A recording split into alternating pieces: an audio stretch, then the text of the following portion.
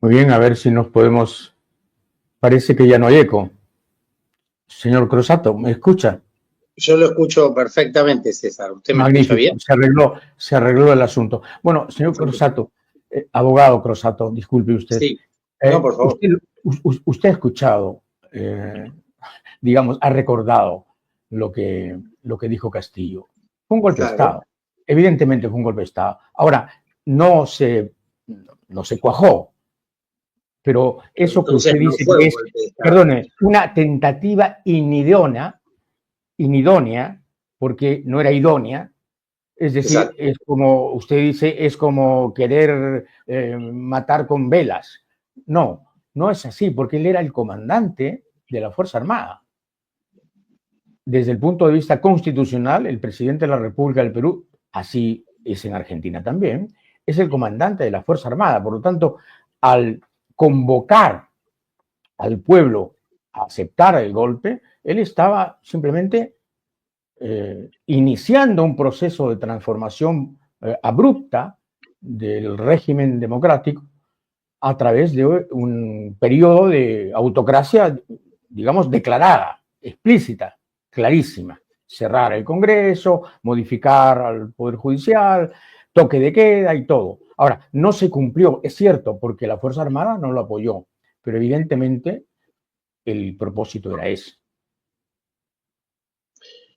Bueno, pero usted ahí está diciendo dos cosas que se contradicen, porque por un lado dice, como dice gran parte de la prensa de su país, que Castillo dio un golpe de Estado y luego dice que no dio un golpe de Estado porque no se cumplió. Y esa es una diferencia muy importante en el derecho penal.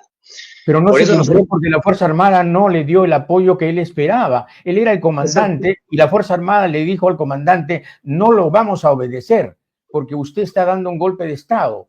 Si la Fuerza Armada del Perú hubiera hecho siempre lo Claro. mismo, lo que hizo con Castillo, nos habríamos librado de muchas dictaduras.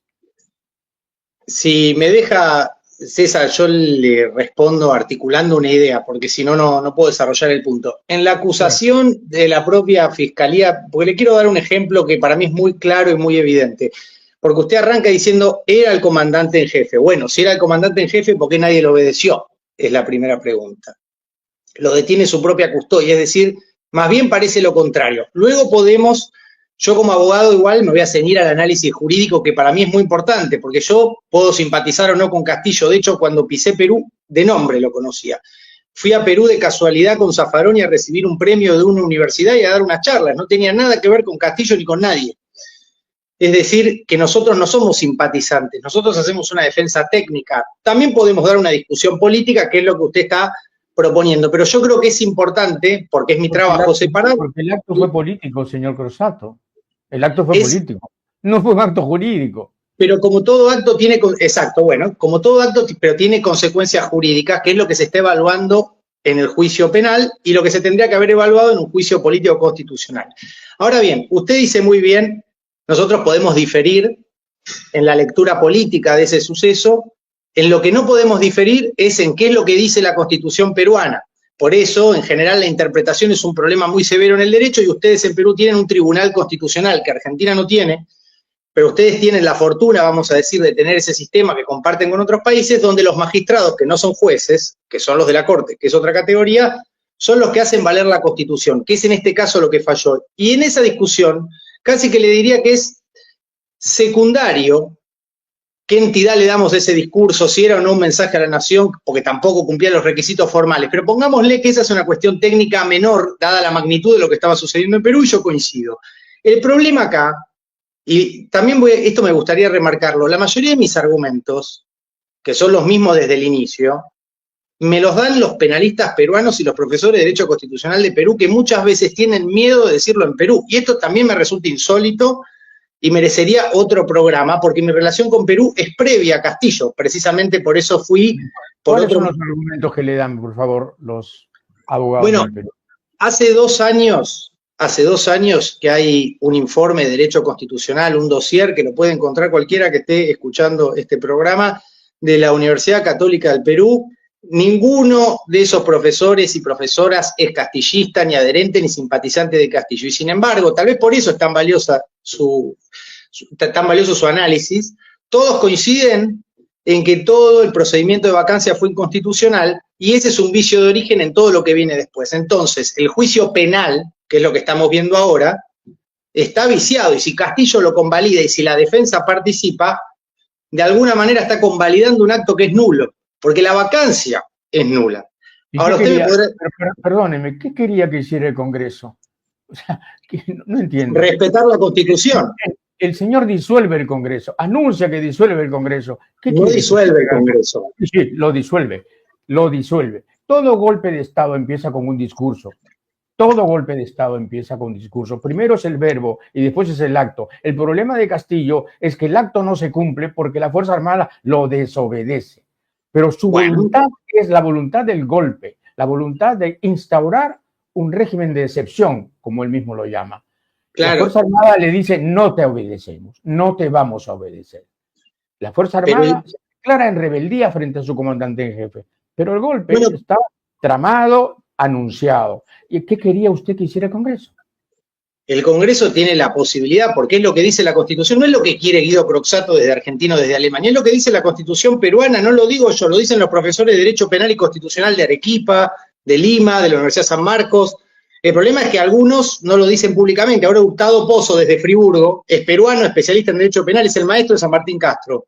Sabe mucho más de Derecho Penal que yo y está diciendo lo mismo que decimos nosotros. Pero nosotros lo decimos porque lo dicen ellos, que son los primeros especialistas en derecho penal. Si la Constitución establece un procedimiento y dice que hacen falta un número mínimo de votos para vacar legalmente un presidente, no lo pueden vacar con 3 votos menos, que es lo que sucedió. Usted me dirá, bueno, es menor.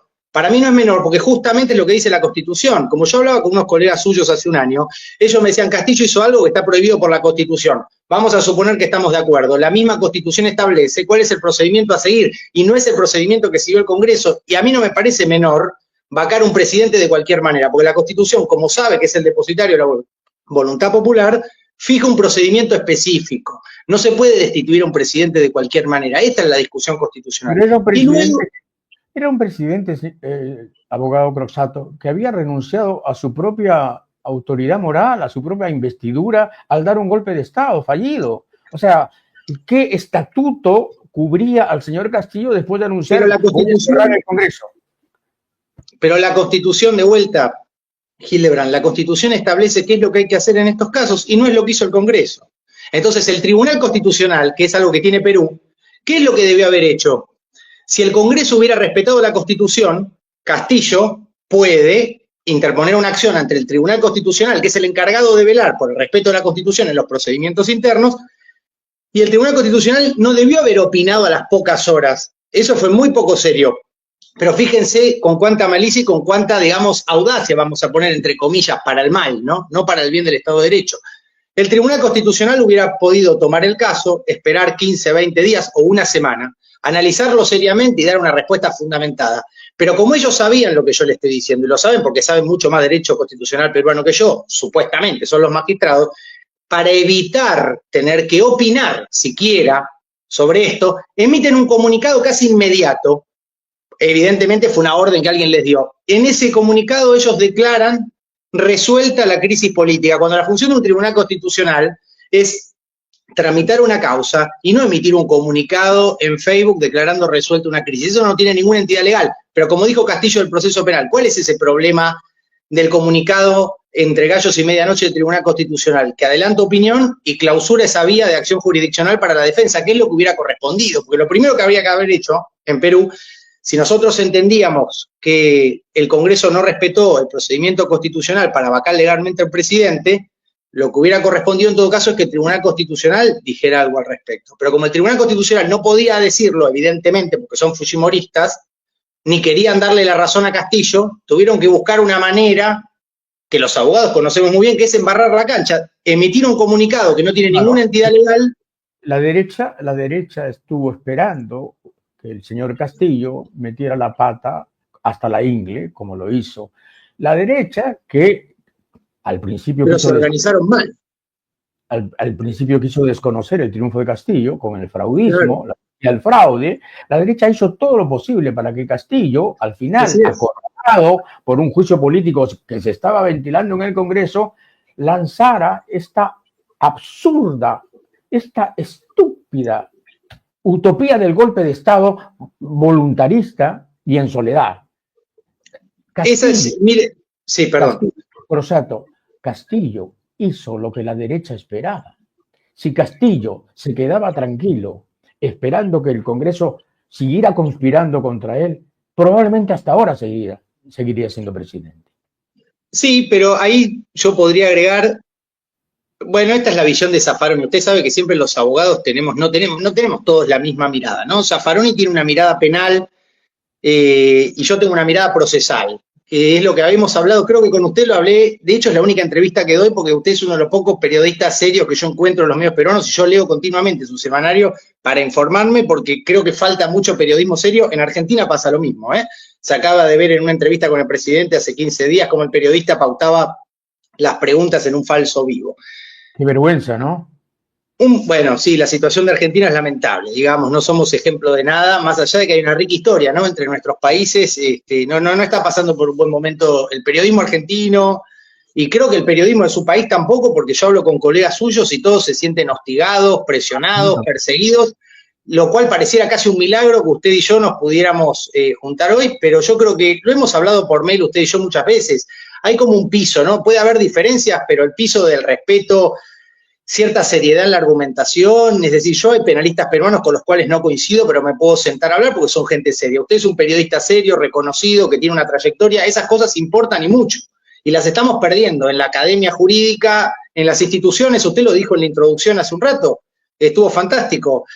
Digamos, hoy predomina la corrupción, la degradación del periodismo, en la Argentina pasa lo mismo. En la Argentina, en los diarios de La Nación, por ejemplo, un diario conservador, escribía Borges, Alfonsina Storni, Lugones, otro nivel de escritores. Hoy, si usted entra en la página del diario, es decadente lo que encuentra. Es lamentable. De hecho, yo creo que ya en Argentina no hay periodistas. Hoy yo trataba de explicar cómo sería una figura argentina semejante a usted. No se me ocurre. Creo que ya no hay. Había periodistas que hacían bien su trabajo. Ya hoy en la Argentina creo que casi son una especie de extinción.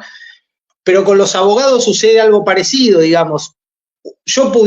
A mí me encantaría poder discutir argumentos con San Martín Castro o con los magistrados del Tribunal Constitucional. Con San Martín Castro, hasta horas antes de que asumiéramos la defensa de Castillo, Hildebrand nos invitaba a comer. Es decir, nosotros nos convertimos de abogados reconocidos en Perú a, no sé, detractores de una parte de la derecha casi en 12 horas, digamos, en muy poco tiempo. Me invitaron, creo que le conté, a dar una charla en la Universidad San Marcos.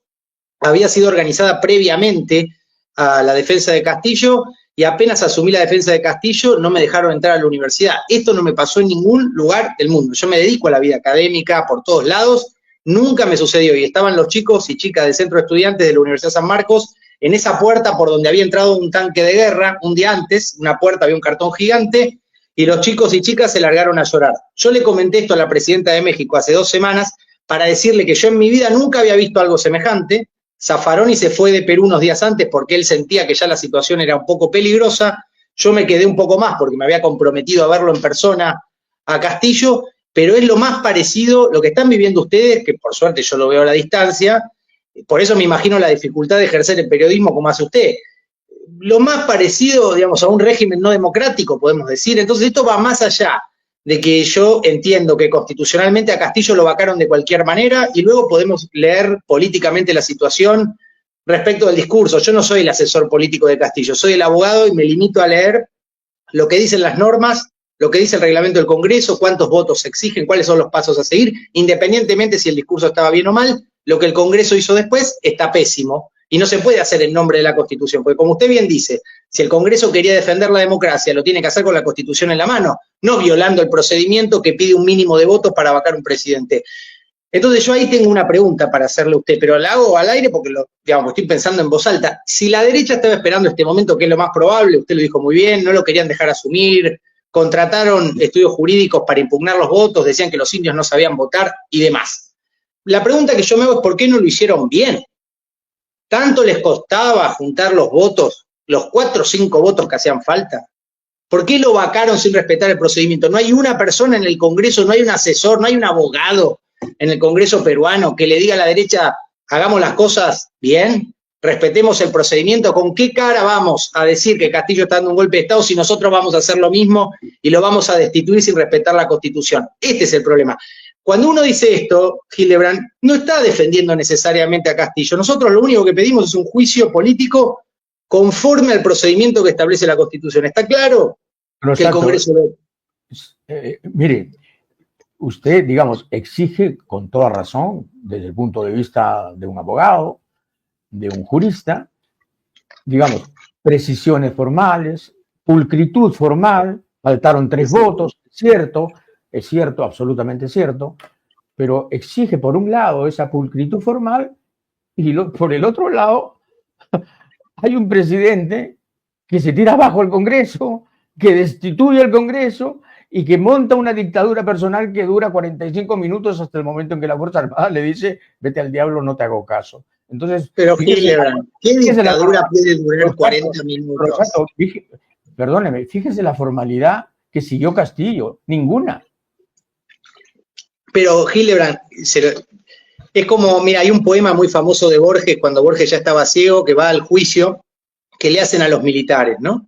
Y la Argentina tiene mucha experiencia en los juicios de derechos humanos. De hecho, yo trabajé mucho tiempo en eso. Y Borges, que en su momento había apoyado inicialmente, por eso algunos dicen que no ganó el premio Nobel, recibió un premio de la dictadura pinochetista.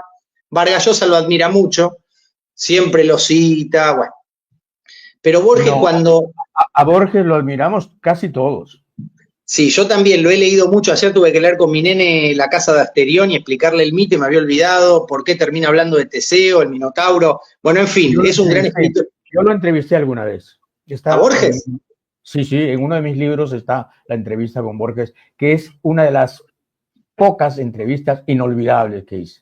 Me la tiene que enviar. Eso sí que tendríamos que estar hablando de esto realmente porque me parece que es meritorio. Pero bueno, también estamos hablando de la democracia de un país hermano como es Perú. Yo ya le conté en alguna nota que yo crecí escuchando cómo mi mamá, que es historiadora, me contaba cómo Perú había ayudado a la Argentina en la guerra de Malvinas. Y ese es un sentimiento muy fuerte en la Argentina. Es decir, el amor que hay aquí por Perú es enorme y explica mucho la dedicación y la presencia nuestra en Lima, en Arequipa, en Huánuco.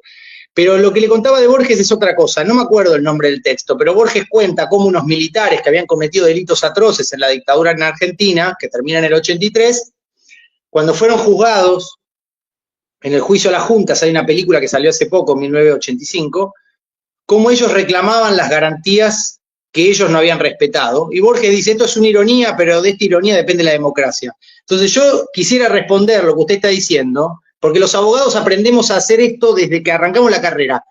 La igualdad ante la ley presupone que aunque del otro lado estuviera Fujimori, yo estaría diciendo lo mismo, hay que respetar los procedimientos, y si se lo hacen a Boluarte, yo voy a estar diciendo lo mismo. Por supuesto, mi simpatía política no está con Fujimori, no está con Boluarte, pero el respeto del debido proceso, y este es el corazón de la democracia, es para todos. Entonces no importa lo que hizo Castillo, lo que importa es que si el Congreso lo quiere juzgar, tiene que respetar los procedimientos. Para Castillo y para cualquier presidente. Y esto a veces, y usted me lo ha dicho muchas veces cuando hablamos por mail, a veces la cuestión procesal es difícil de entender, porque en realidad uno se separa de lo que sucedió. Es respetar nada más que el procedimiento. En realidad usted le tendría que hacer, respecto a ese discurso, la entrevista a mi maestro, Zaffaroni, con quien me encuentro una vez por semana, mañana voy a cenar con él, porque él tiene otra lectura, él es más enfático, y él casi hace una reivindicación del discurso de Castillo y dice, a Castillo no lo querían dejar gobernar, la derecha lo atosigaba, no lo dejaban salir del país, el Papa Francisco lo invitó y no lo dejaron, y a Boluarte, que tiene 50 muertos sobre su espalda, la dejan pasear por el mundo haciendo papelones. Pero digamos, la discusión penal sobre si hubo o no hubo delito, flagrancia, cuasi flagrancia, no es la discusión que a mí más me interesa. A mí me interesa algo más preciso y más indiscutible, y usted me dirá, bueno, pero eso es una formalidad para respetar en Alemania, en Dinamarca, en nuestros países eso no sucede. Pero si nosotros tomamos ese argumento, no hay ningún límite y terminamos en lo que vivimos hoy en Perú o en Argentina, que es el presidente acaba de designar a 2 jueces de la Corte Suprema Argentina por decreto, ni la dictadura lo hizo. Es decir, ya no se respeta ningún procedimiento, porque hoy todo tiene que ser rápido y ya. Entonces, ningún procedimiento constitucional o de ningún reglamento del Congreso se respeta, y eso termina siendo muy grave. Por eso yo hago tanto énfasis. Y además creo, y en esto difiero con mi maestro, difiero con Zaffaroni, yo creo que la mejor defensa que podemos hacer de Castillo es la defensa procesal. No importa si el discurso estuvo bien, mal o pésimo, incluso si fue un desastre, el Congreso tenía que respetar el procedimiento que la propia Constitución le dice que debe respetarse un presidente que quiere disolver el Congreso sin estar habilitado, porque la Constitución prevé esta situación, Hildebrand. No es que es una situación no prevista. La constitucionalista, que me la cruzó en el Vaticano, en la Universidad Católica, ella es muy enfática. Usted no la va a ver nunca en los medios, pero cuando yo hablo con ella siempre me dice todo fue inconstitucional. Fíjese la Defensoría del Pueblo. Ya lo hablamos, ¿se acuerdan? Lo puse en la nota última que usted tiene publicada esta semana.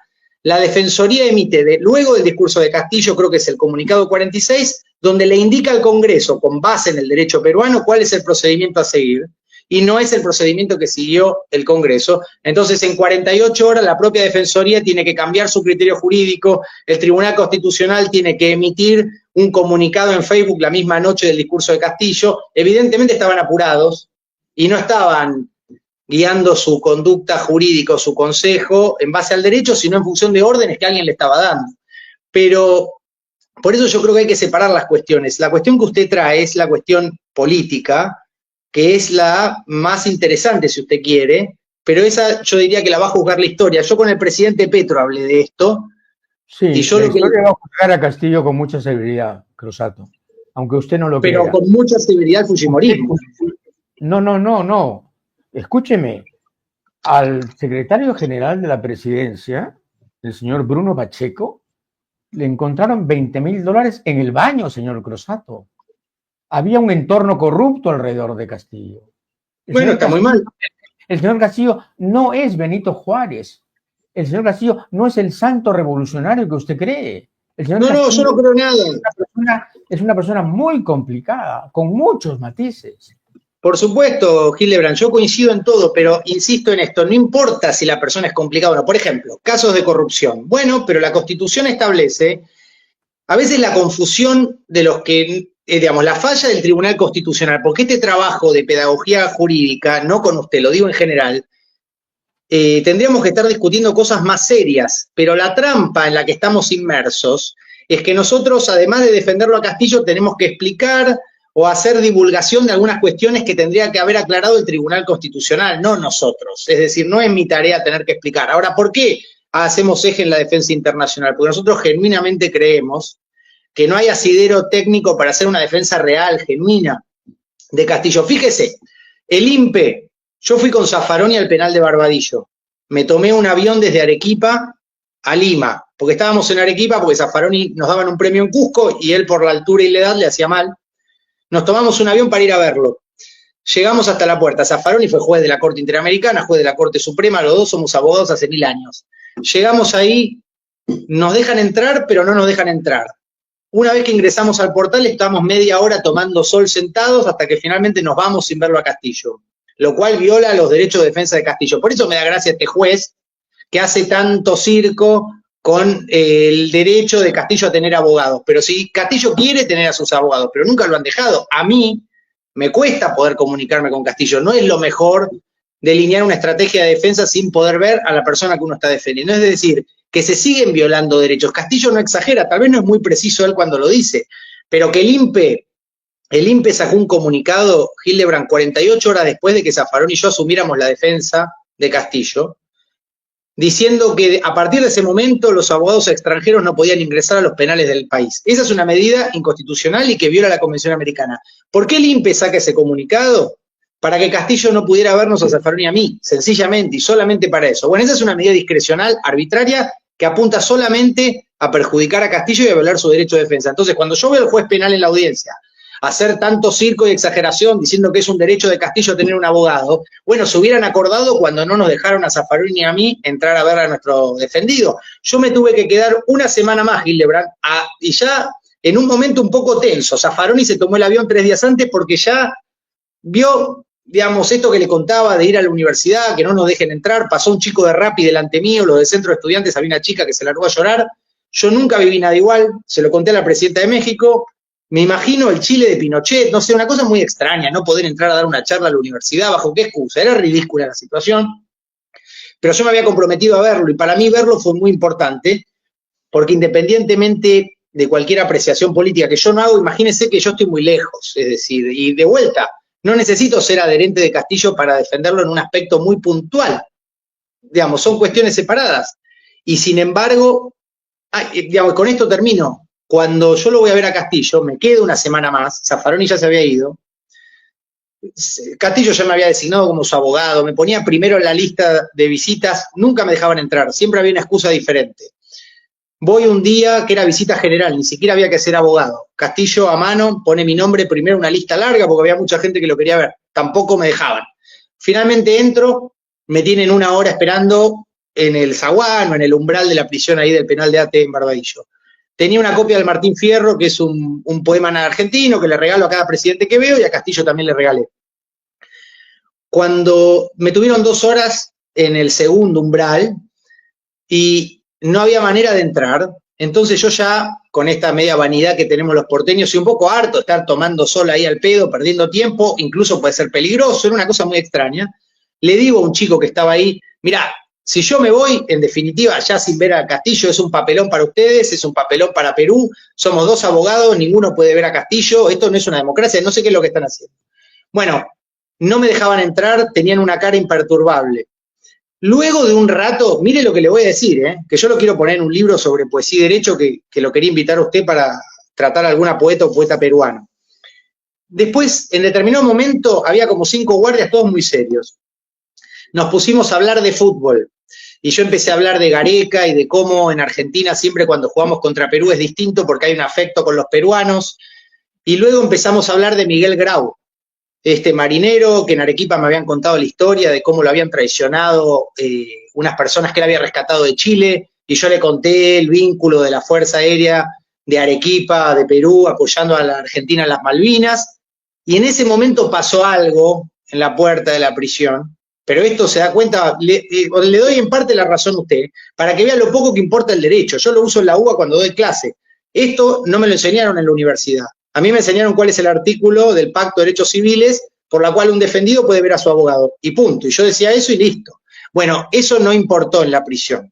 Yo decía, soy abogado, no les importaba. Castillo me quiere ver, no les importó. Crosato, ¿vio o no vio a Castillo? Sí, por supuesto que sí. Lo que le quiero decir es que para poder verlo, tuve que dejar de lado, digamos, el formalismo jurídico, es decir, el derecho que yo tenía y el derecho de Castillo a ver a su abogado, y hablamos de fútbol y del vínculo. Y fue una muy buena reunión y cambió el semblante de todos los guardias. Lo que le quiero indicar con esto es que es muy trabajoso lo que debiera ser elemental. Es decir, si a Castillo no lo dejan ni ver a su abogado, ¿qué garantía puede tener? Entonces yo no considero que sea tan equivocado lo que él está diciendo. Luego usted podrá decir, esto no es inconducente, no va a ninguna parte. Yo no estoy tan de acuerdo. Creo que si lo quieren condenar, lo pueden hacer, pero lo tienen que hacer conforme a derecho, no lo pueden hacer de cualquier manera. Entonces Castillo no se está prestando porque el juicio penal viene después del juicio constitucional y el vicio está en el aspecto constitucional que es anterior. Muy bien. Guido Leonardo Crosato ha estado con nosotros. Muchas gracias. No, por favor, gracias a usted. Un abrazo.